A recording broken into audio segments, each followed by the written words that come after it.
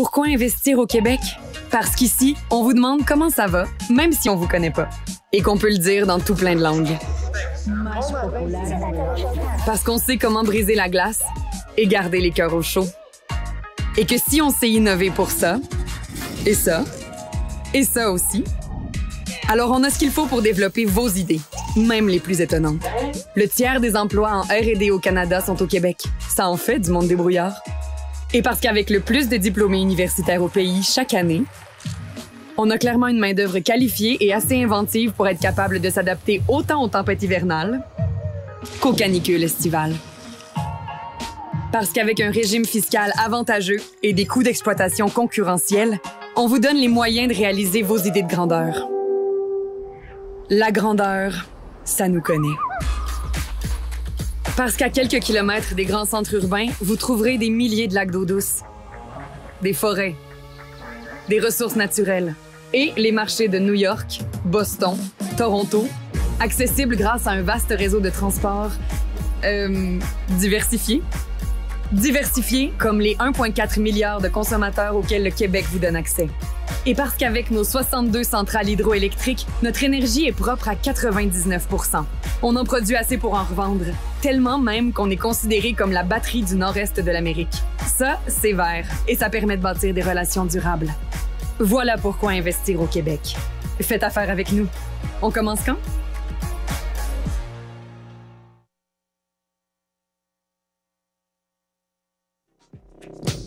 La prochaine conférence vous est présentée par le gouvernement du Québec. The following conference is presented to you by the gouvernement du Québec. Cher public, dear guests, veuillez accueillir, please welcome Annie Demelt en conversation avec In Conversation with Daniel Silverman, Rémi Quirion, Luc Sirois and Caroline Arnouk.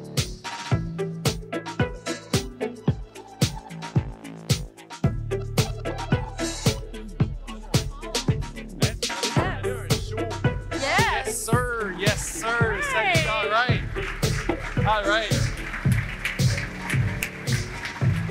Wow! Bonjour tout le monde, bon matin, heureuse de vous voir en si grand nombre, la salle presque pleine ce matin. J'espère que vous amusez assez de Montréal. Non, on va entendre ça comme il faut. J'espère qu'on s'amuse assez de Montréal, mesdames et messieurs! On veut s'entendre! All right! Là-bas! Là-bas, est-ce qu'on s'amuse? All right! Ça, mesdames et messieurs, c'est le fun. L'innovation et la recherche n'aura jamais été aussi excitante avec notre panel ce matin. Alors, je vous présente mes invités tout de suite. On a Caroline Arnouk, PDG de OPA Technologies et aussi fondatrice. On l'appelle des fois la reine des cônes oranges. C'est tout un titre. Elle est là pour aider avec les cônes oranges, mais on va en discuter un peu après. Alors, Luc Sirois, ici, l'innovateur en chef du Québec, c'est un nouveau poste, c'est tout un titre. On vous a déjà appelé aussi le motivateur en chef. Ouais, je sais pas pourquoi. On y a goûté un petit peu. Rémi Quirion, scientifique en chef du Québec, un peu le dynamic duo, le duo ici. Les jumeaux. Science et innovation. Et on a Daniel Silverman, qui est le vice-président de l'investissement direct étranger chez Investissement Québec, donc qui invite les entreprises de l'étranger à venir s'établir dans notre écosystème. Donc, évidemment, aujourd'hui, on va parler d'innovation, on va parler de l'avantage Québec, qu'est-ce qu'on peut offrir justement aux investisseurs étrangers, qu'est-ce qui fait de nous qu'on est unique, et aussi comment est-ce que les entrepreneurs d'ici peuvent mieux utiliser les ressources qu'on a, et aussi qu'est-ce qui peut attirer évidemment ceux de l'étranger. Donc, je vais commencer tout de suite avec le motivateur en chef, Luc Sirois. Donc, parlez-moi un petit peu de qu'est-ce que c'est l'innovateur en chef. Je crois que c'est un poste qui existe depuis environ 1 an. Ben, c'est vrai. Et puis, pourquoi c'était nécessaire? Ben, tu vois, au Québec, ça a été créé. Au Québec, il y a une force en recherche extraordinaire. Rémi, depuis plus de 10 ans, incarne l'importance de la science, de développer. Puis au Québec, on se démarque là-dessus. Là, on se dit, hey, faut que la science soit amenée à la société. faut qu'on crée à partir des découvertes des choses qui vont avoir de l'impact, qui vont être commercialisées, qui vont être adoptées, qui vont faire une différence. Et c'est ça, l'innovation. C'est pour ça qu'on a créé un poste là-dessus pour focaliser dans ce duo dynamique-là, comme Rémi le dit. Hey, savais-tu quoi, Annie? Moi, je m'appelle Luc Sirois. Oui. Je m'appelle Luc Sirois. Ça, c'est Rémi Quirion. Mais du côté de ma mère, moi, je suis un Quirion. OK. On est deux Quirions. Fait que vous faites un excellent duo, mais c'est aussi pour voir, pour que les idées qui naissent de la recherche, qu'on puisse mener ça jusqu'à la commercialisation, finalement. Là, C'est une bonne innovation. Les gens pensent, est-ce que j'ai breveté, est-ce que j'ai inventé une nouvelle technologie? Ben, au Conseil de l'innovation, puis on pense que c'est une bonne innovation, ça se mesure en part de marché. Est-ce que ça a été adopté dans le monde? Est-ce que ça a créé quelque chose qui a fait que l'entreprise a fait une croissance, s'est développée à l'international? C'est comme ça qu'on pense. Puis quand on parle de motivateur en chef, ce rôle-là, ça se manifeste comment au jour le jour pour vous? Ben, c'est premièrement créer l'étincelle. Les dirigeants, dirigeantes, entrepreneurs, souvent, c'est compliqué, innover, on voit ça difficile. On pense que c'est juste de la technologie, on oublie l'innovation sociale, on oublie plein de choses. Fait que il y a une grosse part de créer l'étincelle dans l'esprit des dirigeants pour dire, regarde, moi, chez nous, je peux et je dois créer des nouveaux produits et services. Je peux et je dois améliorer les choses, intégrer la technologie, et je peux et je dois faire de l'innovation d'impact sur la société, sur l'environnement, puis changer le monde. Je vois Rémi qui est d'accord, évidemment. Vous, votre poste existe depuis une dizaine d'années. L'arrivée de Luc Sirois, ça vient faire quoi pour vous?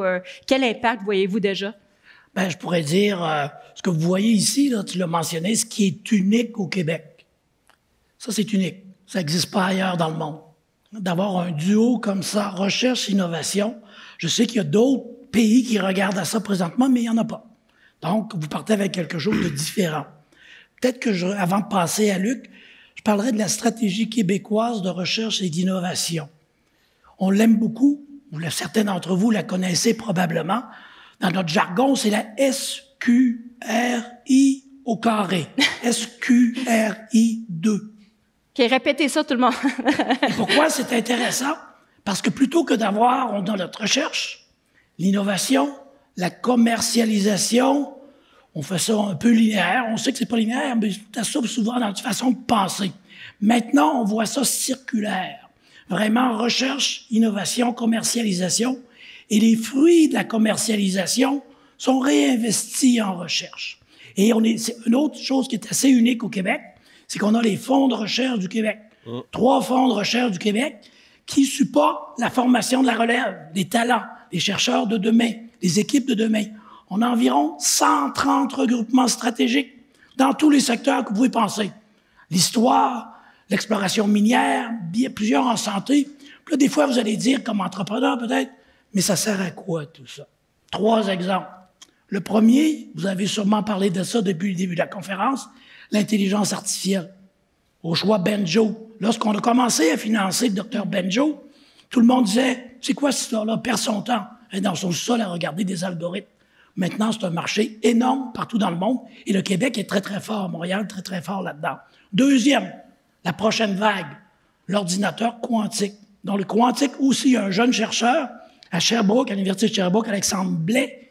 Et ça a permis de créer une zone d'innovation dans ce secteur-là, à Sherbrooke. Et très souvent, notre ministre dit, s'il n'y avait pas eu Blais à Sherbrooke, il n'y aurait pas eu de zone d'innovation. Donc, encore une fois, la valeur de la recherche fondamentale. Et le troisième, Moderna. Si Moderna, et probablement que Daniel va en parler un peu plus, mais si Moderna a choisi Montréal par rapport à Toronto, par rapport à d'autres régions dans le monde, c'est vraiment l'expertise dans nos universités sur l'ARN. On a des chercheurs qui sont en nomination pour le prix Nobel dans ce domaine-là. Donc, ils sont venus ici pour les vaccins de demain, les traitements ARN de demain. Donc, c'est un peu ça, tout le lien.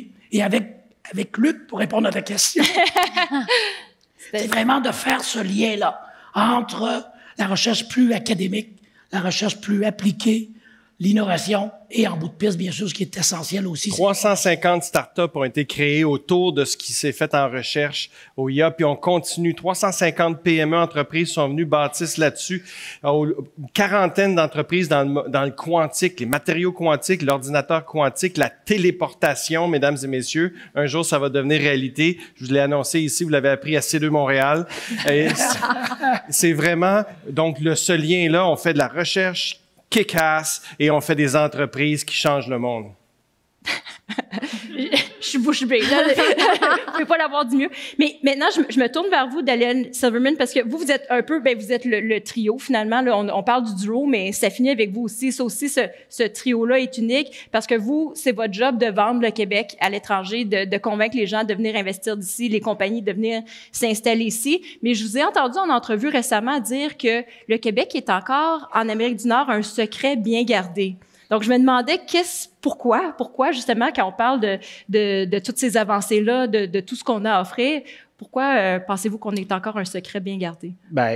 On a discuté tantôt aussi. Je pense que c'est plus le cas avec les annonces qu'on avait eues les passées couple d'années. Je dirais que beaucoup de monde regarde le Québec comme une opportunité d'investir dans le secteur batterie, dans le secteur sciences de la vie, intelligence artificielle. Normalement, je dis c'est à cause de ces deux-là qu'on n'est plus un secret. Parce que quand quelqu'un me dit « Donne-moi les atouts du Québec », j'envoie une photo de Rémi puis une autre photo de on va commencer à charger pour ça. Exactement. Ils nous chargent pour ça aussi maintenant. Mais aussi, c'est nos secteurs puis l'intégration en R&D, l'intégration avec les universités. J'ai pris 3 ans à Toronto avant de retourner au Québec, puis j'ai vu comment ça fonctionne là. Puis la manière que ça fonctionne ici, c'est un espace ouvert, c'est collaboratif. Puis on a des joueurs comme Luc, comme Rémi, comme Joshua, qui ont des portes ouvertes de créer un environnement de collaboration. C'est pour ça qu'on avait vu avec Moderna l'opportunité d'attirer ici au Québec. C'est à cause qu'ils ont accès aux universités, ils ont accès à les outils de R&D, puis peut-être un futur zone d'innovation en sciences de la vie. Puis c'est un peu de la même manière qu'on voit des choses en batterie. GM a quitté Québec, ça fait 25 ans. Il vient de retourner à Bécancour. BASF en a annoncé à Bécancour, Pasco à partir de GM. Puis on a d'autres joueurs qui sont là. Ils sont pas juste là pour fabriquer des cellules ou des cathodes. Ils sont là pour être partie d'un écosystème innovant qui vont mettre en place beaucoup d'emplois, mais beaucoup de recherche et de développement dans le secteur pour la future du batterie, la future des véhicules électriques, puis la future de l'aérospatiale en électrification aussi. Alors, on a mis les outils à la table pour que les entreprises peuvent prendre l'avantage de ça, et c'est plus pas ça, puis l'accès à un talent qualifié et un talent au Québec qui tu sais, je dirais pas que c'est facile d'avoir une rétention de votre talent, mais c'est un talent au Québec qui reste au Québec. Ils vont bouger, mais ils restent au Québec versus la compétition à les États-Unis qui déplace un État à l'autre. Alors, on est capable de vendre les opportunités d'agrandir puis d'innover ici au Québec. Je veux juste vous dire un moment qu'il va y avoir, vous allez avoir l'opportunité de poser des questions. J'espère qu'il va y en avoir. Il y a 2 micros, si je me trompe pas, là, de chaque côté ici là, des allées. Donc, si jamais un petit peu plus tard, vous voulez poser des questions, vous avez juste à vous diriger là. Je vois pas très bien, mais j'espère vous voir puis prendre vos questions pour nos panélistes. Donc, un petit rappel là-dessus. Mais Daniel, je veux juste continuer sur cette idée-là. La compétition, par contre, bon, vous l'avez dit en Amérique du Nord, dans d'autres marchés, doit être féroce. On sait qu'on a un bassin de talent ici, de créativité, mais il y a quand même des demandes, j'imagine, qui évoluent, des attentes qui sont en évolution, par rapport aux investisseurs, aux compagnies. Quelles sont leurs attentes maintenant et comment est-ce qu'on se positionne par rapport à d'autres marchés? Bien, c'est tellement différent si on est en compétition avec Vancouver, Toronto, versus si on est en compétition avec Atlanta ou Jackson, Mississippi. Atlanta et Jackson, Mississippi vont amener des sacs avec l'argent dedans, puis alors c'est un peu moins dur d'être compétitif avec ça. Mais aussi, eux autres, la première chose qu'ils nous demandent, c'est quoi votre plan pour les talents dans le futur? Est-ce que vous travaillez avec les universités pour s'assurer qu'il y a plus du monde dans tel secteur, dans tel programme, et comment est-ce que vous voulez innover par là?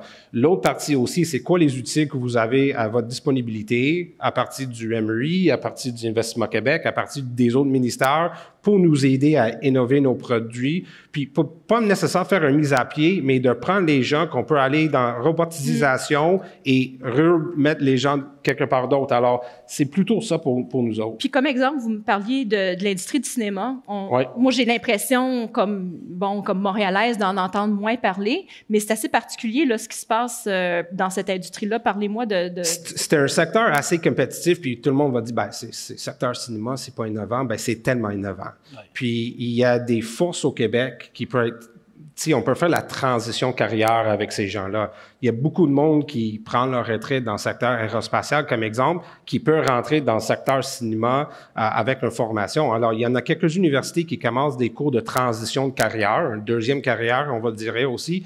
Puis tu regardes qu'est-ce qu'on a ici au Québec, intelligence artificielle, VFX, animation, c'est tous des secteurs que tu peux transitionner d'un poste à un autre, mais avec une formation offerte par les universités. Alors, de plus en plus, j'étais à Los Angeles, ça fait 2 semaines, il a nous parler de ça. Comment est-ce qu'on peut attirer plus de talents pour nos crews, puis comment est-ce qu'on peut être plus impliqué à aider l'écosystème au Québec dans le secteur cinéma pour attirer plus du monde en VFX, plus du monde à utiliser les caméras, plus du monde qui vont être capables de travailler dans des studios. Et Rémi, je vous vois, Quirion. Oui, bien, j'ajouterais peut-être juste qu'encore une fois, je reviens à la SQRI 2. Et le talent, c'est vraiment central dans la stratégie et avoir des façons de faire différentes. Donc, quelqu'un qui termine une carrière dans un secteur, avoir des possibilités d'apprendre autre chose, d'avoir une formation rapide. On veut pas faire 3-4 doctorats, là. Mais avec vous, dans la salle, là, les entrepreneurs, n'hésitez pas à nous contacter, par exemple, au fonds de recherche, pour dire on aurait besoin de tel type de personnes, mais on peut pas attendre 4 ans. Donc, si on veut avoir de plus en plus de programmes comme ça en entrepreneuriat scientifique, et on travaille beaucoup avec Axelis là, dans ce secteur-là. Caroline Arnaud, je me tourne vers vous, la reine des cônes oranges, comme on disait. Vous avez vraiment un parcours super intéressant, assez particulier. Vous êtes ingénieur de formation, vous étiez employé à la Ville de Montréal avec un peu le casse-tête d'essayer de gérer certains des sites de construction. Et puis c'est là que vous avez eu l'idée de créer un logiciel pour essayer de faciliter votre tâche, de rendre ça plus efficace finalement. Parlez-nous un petit peu de votre parcours et comment vous avez pu bénéficier des ressources qu'on a dans notre écosystème, finalement. Bien, juste d'entrée de jeu, j'aimerais préciser que tout le monde ici, on est toutes et tous des entrepreneurs d'une certaine manière, du moment qu'on décide d'avoir l'initiative de contribuer, de s'entraider, puis de faire une différence, puis avoir un impact dans la société. Moi, j'applaudis ça. On s'applaudit. Ben, bravo tout le monde. Ben oui, ben oui. Ayons l'initiative. C'est ça. De manière accélérée, effectivement. Mais moi, avant de me lancer en affaires, ça m'a pris 1 an de réflexion, vraiment. Et quand j'ai commencé, ça a juste été exponentiel, justement à cause de l'excellent écosystème, qui est vraiment un secret encore, je pense, caché. On a un écosystème incroyable. Je peux vous dire le nombre d'accélérateurs, d'incubateurs. Il y en a à chaque année des nouveaux. Il y en a qui collaborent ensemble. Et ayant gradué de ces accélérateurs, incubateurs il y a quelques années, je reçois encore du support. Puis c'est ça qui est le fun. C'est vraiment ça. Puis dès qu'on veut faire de l'exportation, il y a des excellents programmes, il y a des outils en place. On peut se faire challenger sur le modèle d'affaires. On peut avoir des vitrines technologiques au Québec. Quoi de mieux pour se partir en affaires? Mm-hmm. Je veux dire, on est vraiment chanceux. Mais pourquoi vous dites que c'est encore méconnu, d'après vous? C'est encore méconnu parce que je pense, on parle beaucoup de main-d'œuvre. Je pense qu'on peut attirer encore plus, davantage de la main-d'œuvre de l'extérieur, mais aussi des entreprises. S'il y en a ici qui pensent se lancer en affaires ou qui sont déjà en affaires, je pense d'avoir l'ouverture de me contacter. Moi, je vous lance ça là. Sur LinkedIn. Ça va me faire plaisir de répondre à vos questions. Mais c'est encore un secret parce que on peut encore faire beaucoup plus. Puis c'est pour ça qu'on a messieurs ici.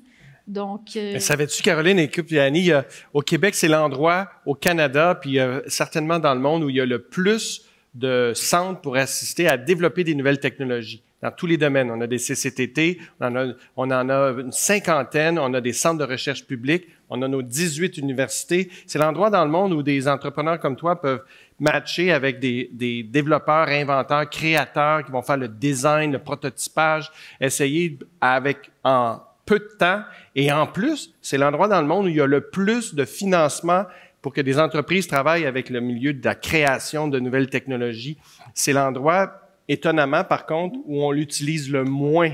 Fait que, en effet, si tu es une ambassadrice pour faire connaître ça, c'est l'endroit où tu peux tomber dans un terreau fertile, avoir de l'argent, avoir de l'aide, puis espérons faire des succès d'affaires. Justement, il y a quelque chose que j'avais jamais partagé avant, puis je trouve que c'est l'excellente tribune pour le partager. Quand je me suis lancée en affaires, je suis venue à la première édition de C2 Montréal. Cool. Et c'est ici que j'ai rencontré quelqu'un qui m'a aidé à monter mon MVP. Donc, wow! C'est C2! C'est super. Ouais. Vraiment.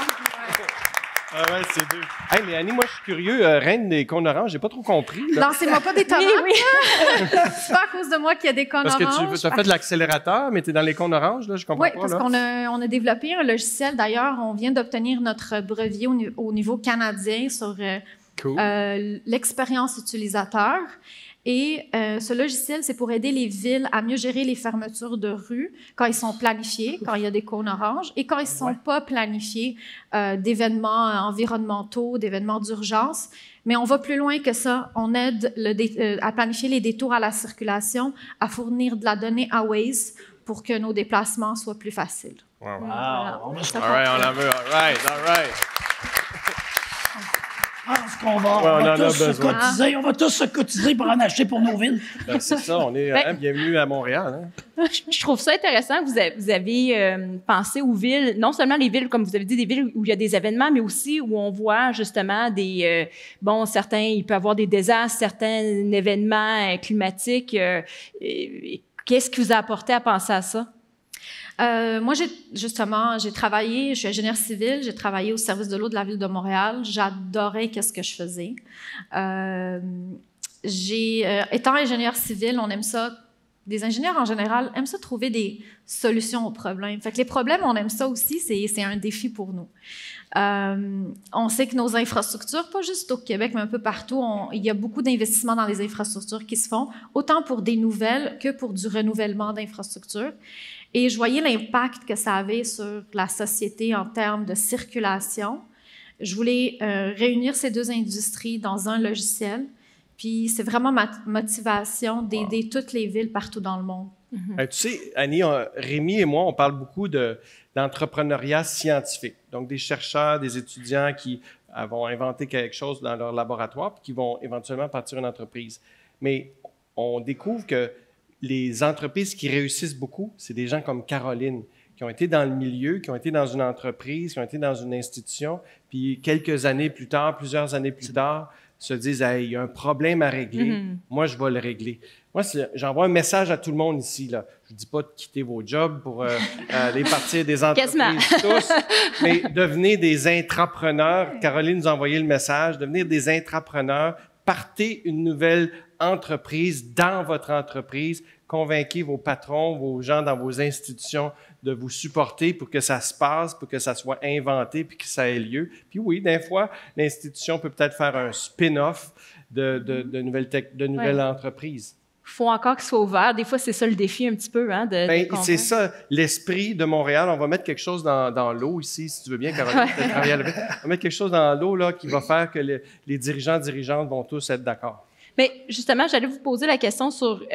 cultiver cette culture de l'innovation au Québec. C'est une de vos missions, tu sais, pour que justement les gens qui sont dans la salle, qui ont peut-être une idée, si c'est pas déjà fait, de se lancer, même si c'est un échec. Je pense qu'il y a des craintes, c'est normal. Comment est-ce qu'on peut encourager ceux qui veulent se lancer en affaires et les PME à prendre plus de risques? Puis est-ce que c'est quelque chose que c'est une grosse question, hein? Puis est-ce que c'est quelque chose que vous percevez? Est-ce qu'on prend pas assez de risques peut-être au Québec? Ben, en général, hein, on est tous éduqués. Là, ici, on est à C2 Montréal. Hein? C2, c'est la créativité, le commerce, et c'est justement, on marie ça.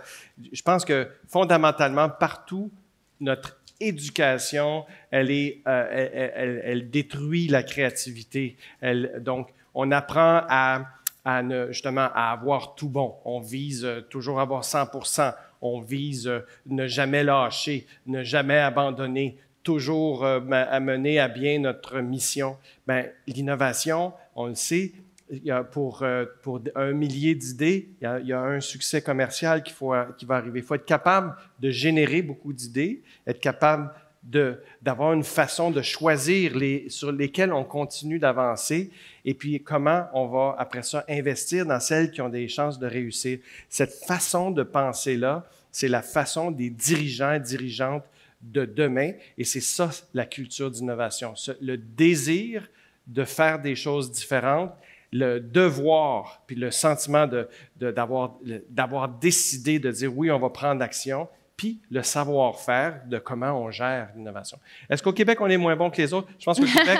est-ce que j'ai des gens du Québec ici? Est-ce que j'ai des gens du Québec ici? Est-ce qu'on en a des gens du Québec ici? Je pense que ici, il y a une forme de créativité, de science. Je pense qu'on a beaucoup à apprendre du reste du monde sur le commerce, sur d'amener ça et d'exporter, de commercialiser. Et puis, c'est pour ça qu'on a besoin de travailler en équipe avec le monde. On invente ici, les gens viennent ici, on invente, on crée et on commercialise avec les gens de partout, nos partenaires dans le monde. Mais justement là-dessus, sur la commercialisation, qu'est-ce qu'on peut apprendre ou qu'est-ce qu'on peut améliorer? Qu'est-ce qu'on se donne comme stratégie pour améliorer cette partie-là?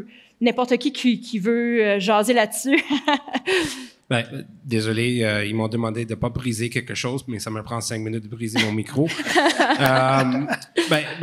Évidemment, on est dans la même place que plusieurs d'autres villes, plusieurs d'autres États, plusieurs d'autres provinces. Je suis un membre du CA, l'Association de développement économique international, puis des 56 membres du Conseil, c'était la même discussion. Par contre, j'ai vu des opportunités pour le Québec.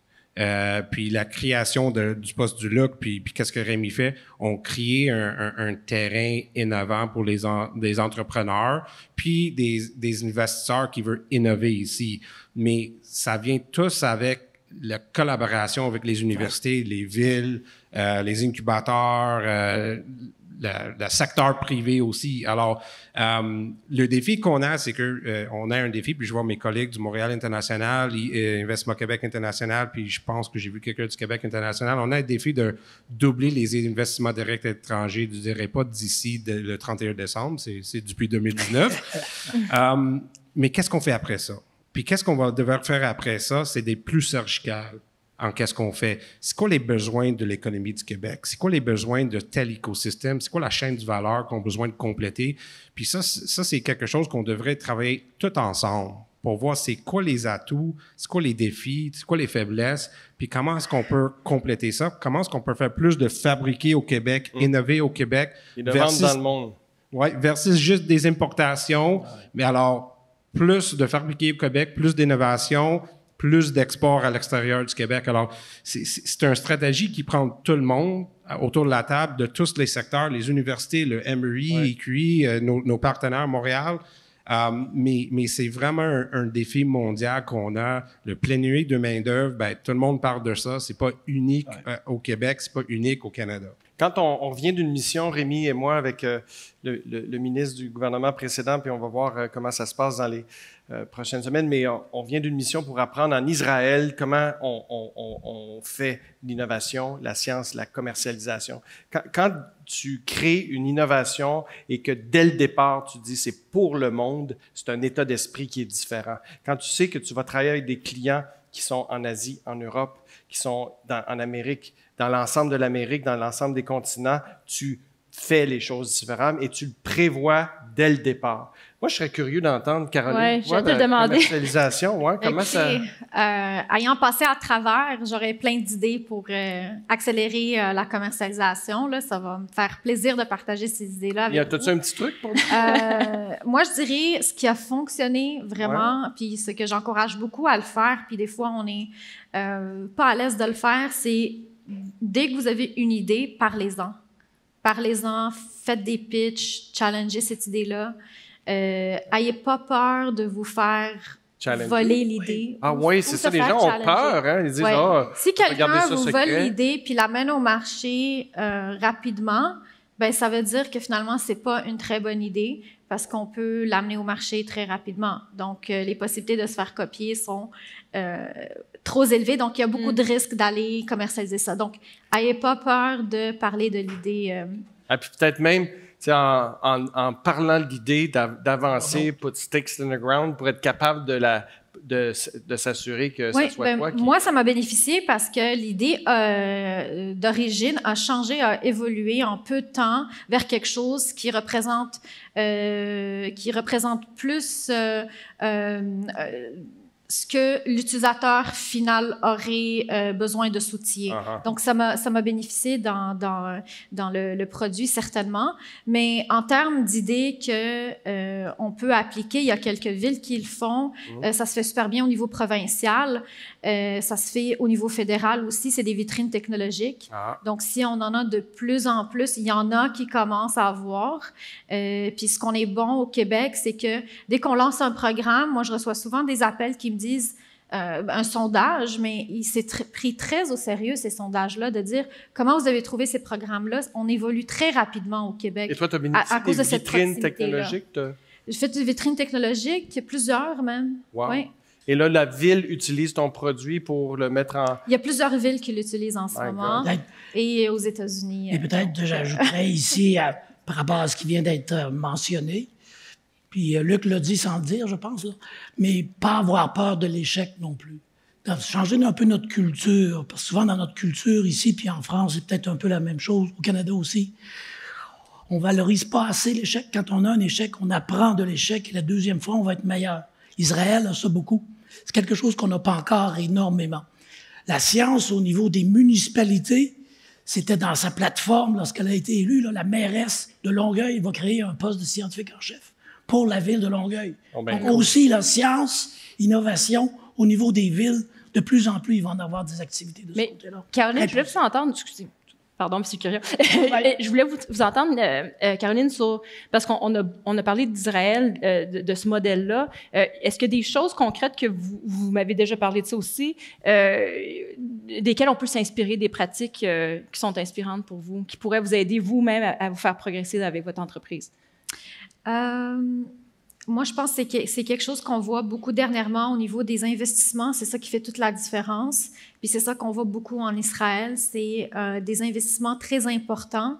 On est plus orienté vers qu'est-ce que ça prend comme financement pour que cette compagnie-là réussisse. Donc, quand on voit des financements de 30 millions, de 100 millions pour des compagnies qui sont encore des startups, que ça fait pas longtemps qu'ils existent, c'est pas parce qu'ils valent déjà 1 milliard. C'est parce qu'ils ont besoin de ça pour s'ouvrir partout, exporter, commercialiser, faire des acquisitions. Il y a un problème de main-d'œuvre, mais aussi un problème de relève d'entreprise. Donc, il y a beaucoup de startups que ça leur intéresse de faire des acquisitions pour solidifier les équipes, avoir jumelé la main-d'œuvre, aller chercher un marché, renouveler ce marché-là avec des acquisitions. Donc, il y a énormément à faire. Il y a beaucoup d'opportunités d'acquisition d'entreprises en ce moment aussi au Québec, à cause de l'enjeu de la relève aussi. Okay. C'est une autre mission qu'on pourrait donner à l'audience ici.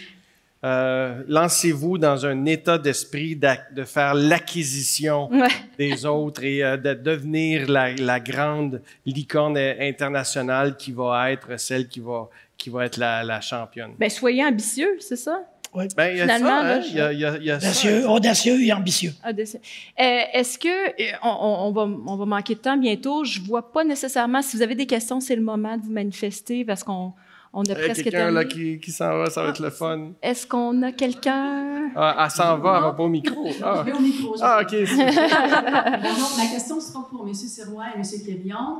Je suis cofondatrice de La Factory. Qui est Ah ben oui, une salut! université. On s'est déjà C'est donc rencontrés. bien cool. C'est à voir hein, à la gare, à la gare Windsor, dans Absolument. des ateliers fabuleux. Quand on entend parler science, innovation, R&D, on le comprend puis on le conçoit bien. Hein? C'est toutes les hard skills, puis on a le goût d'investir là-dedans. Derrière tout ça, il y a toutes les soft skills. Puis vous le savez, toutes les études mondiales le disent maintenant, pour nourrir l'innovation, il y a toute une série de compétences clés soft skills qui doivent être développées. Elles sont difficiles à mesurer, elles sont difficiles à suivre. C'est pire que ça. C'est pire que ça. Elles sont... c'est l'antithèse de ce qu'on nous enseigne. Donc, les soft skills, les skills du 21e siècle, ce qui se passe à la factory, c'est le genre de choses que les dirigeants, dirigeantes doivent maîtriser aujourd'hui, en effet. Alors, ma question est toute simple. Dans votre magnifique plan de match, quelle place faites-vous en sciences et en innovation au développement des soft skills et du terreau fertile qui nourrissent ça, le côté humain difficile à quantifier? Quelle place vous faites à ça? Peut-être que je dirais, il faudrait se reparler, là. Étant donné qu'on a cette nouvelle SQRI-là, avec des financements additionnels, tous des aspects au niveau de... C'est le fonds plus société et culture qui s'occupe de tout ça, là.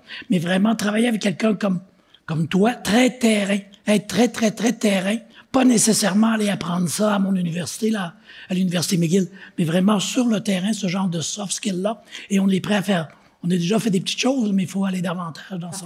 On est plusieurs, là, c'est le fun, Oui. vous connaissez, mais on est quand même plusieurs dans ce territoire-là. Puis, tu sais, vous dites, naturellement, il faut être audacieux, il faut être curieux, il faut oser, mais tout ça, ça s'apprend aussi, c'est pas juste de la meilleure dans l'eau. Et on a, par exemple, un programme, et peut-être certains d'entre vous avaient déjà participé à ça, le programme Engagement.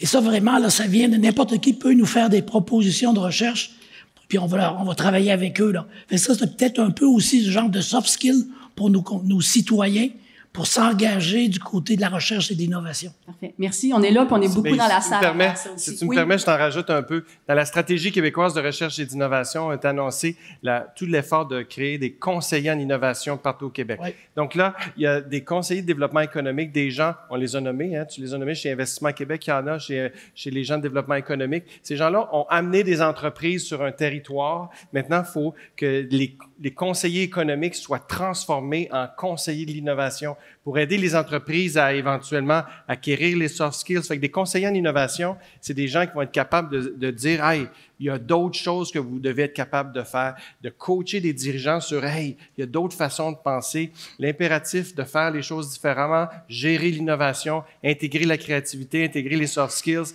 On veut propager ce savoir-faire. En fait, pas ce savoir-faire-là, mais premièrement, l'étincelle, que c'est nécessaire, puis ensuite d'être capable de référer aux gens qui sont capables de former. Donc, informer, créer l'étincelle, former, puis là, après ça, ça va faire un feu d'artifice. Merci beaucoup. Bonjour. Bonjour. Allô? Si une entreprise cherche une technologie X ou elle n'est même pas certaine de la technologie qu'elle cherche, mais elle a un problème qu'elle veut régler, quelle est la méthode la plus simple? Est-ce qu'il y a un numéro 1-800? Tu dis de m'appeler. OK, appelez Luc. Mais c'est drôle parce que ça, c'est vraiment une excellente question parce que, justement, il y a deux scénarios. T'sais. Une entreprise cherche une solution à un problème et elle ne sait pas. Puis l'univers des fournisseurs de solutions au Québec, là, il y en a des centaines. Donc là, il y a le Conseil de l'innovation, les conseillers en innovation, c'est de leur parler et puis là, pour que la connexion se fasse. Donc, conseiller d'innovation, conseil d'innovation pour connecter à ceux qui peuvent résoudre le problème. À l'inverse, s'ils disent « Ah non, moi, je veux précisément trouver cette technologie-là qui doit bien exister en quelque part », on a créé au Québec ce qui s'appelle Axelis, qui est une société de transfert qui va aller à la chasse. Il y a plein de scouts partout, de courtiers qui scannent, qui sont dans les universités, dans toutes les régions, qui chassent les technologies, qui connectent aux chercheurs, puis qui vont être capables de dire « Ah, pour ce que tu as de besoin, moi, je connais ces chercheurs-là, dans ces universités-là, qui ont quelque chose pour toi, puis ils vont pouvoir l'apporter. » Axelis. Moi, j'aurais quelque chose à rajouter par rapport à ça, justement, c'est que quand on lance des appels d'offres ou des concours ou des demandes de soumission, surtout dans ce cas-là, qu'on ne sait pas si ça existe. Peut-être que ça n'existe pas, peut-être que ça existe d'une manière avec un modèle d'affaires très diversifié. C'est d'encourager de faire des tests, de dire il y a toujours un gagnant dans les appels d'offres, il y a toujours un gagnant dans les concours qu'on prend puis qu'on roule avec cette technologie-là ou qu'on essaye de développer. Mais pourquoi pas ouvrir la porte à dire on a ce problème-là, on a identifié 3 entreprises qui peuvent être fournisseurs ou ils ont une technologie à tester.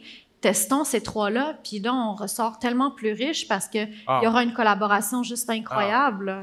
Comme grand donneur d'ordre, c'est les PME québécoises, les PME, les startups, c'est fascinant l'ensemble des solutions qui ne sont pas connues. Mais il faut que les grands donneurs d'ordre se disent « Hey, y a-tu des PME québécoises avec qui je pourrais travailler? » Puis vous allez être surpris à quel point il y a des gens qui peuvent créer des solutions, qui peuvent les amener ou les inventer ensemble. Il faut avoir le réflexe de dire « Regarde, je vais essayer, puis je vais connecter avec des PME, puis je vais essayer de les connaître. » Puis on va être obligé de conclure là-dessus parce qu'on manque de temps. On aurait pu parler longtemps, on aurait pu parler des heures. On pense encore, plus tard.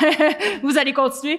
Je vous remercie beaucoup tout le monde d'avoir été avec nous et je vous souhaite un bon reste de C2 Montréal. Merci, panélistes.